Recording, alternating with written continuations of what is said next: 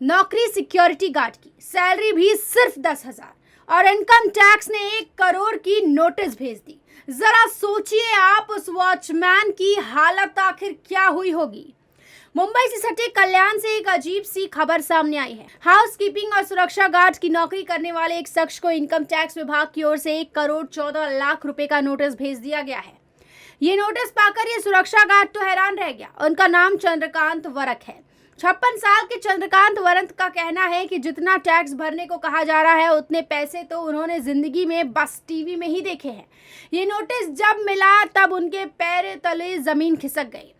चंद्रकांत वरक अपनी शिकायत लेकर इनकम टैक्स विभाग पहुंचे और पूछताछ की। जवाब सुनकर वे और हैरान हुए। उन्हें कहा गया कि उनके पैन कार्ड नंबर का इस्तेमाल करते हुए विदेशों में शॉपिंग की गई है।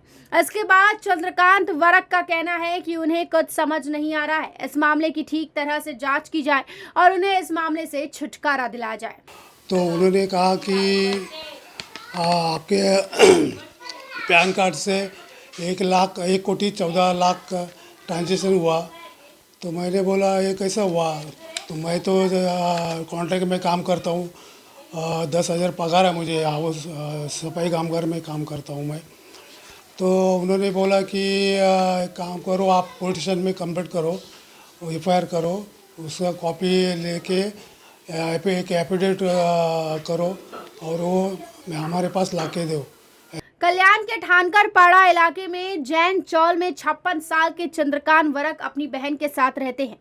वे कभी हाउसकीपिंग या सुरक्षा गार्ड का तो कभी कुरियर बॉय के तौर पर काम करते हैं। किसी तरह मिलने वाले 10,000 की सैलरी से अपना गुजारा किया करते हैं। लेकिन बुधवार 1 फरवरी को इनको आयकर विभाग की तरफ से 1 करोड़ 14 लाख रुपए का नोटिस मिला। जब से नोटिस मिला ये परेशान है। आयकर विभाग ने इन्हें पूछताछ करने पर बताया कि उनके पैन कार्ड और कागजात का इस्तेमाल कर चीन में सामान खरीदे गए हैं। उन खरीदारियों पर टैक्स नहीं भरा गया है। अधिकारियों ने उनसे पुलिस थाने में संपर्क करने को कहा।